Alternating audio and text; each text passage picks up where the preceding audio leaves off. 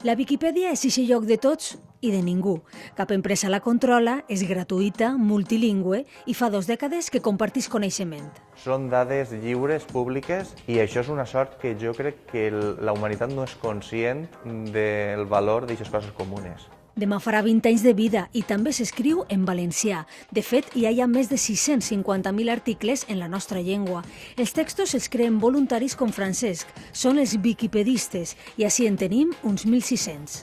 Avui en dia passen moltes hores mortes en Facebook, en Twitter, etc., en coses que no serveixen per a res, i la Viquipèdia també crema moltíssimes hores, però te quedes perquè al final dius, doncs mira, he creat 1, 2, 100, 200 articles i serveixen per alguna cosa.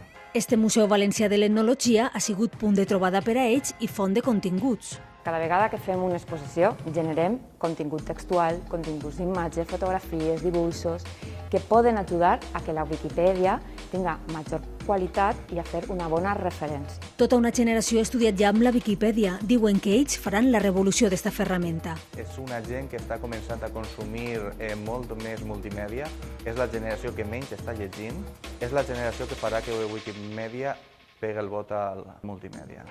El confinament va fer que els viquipedistes s'assentaren més davant del teclat. Ells han fet esta narració col·lectiva que suma 50.000 nous articles en valencià cada any.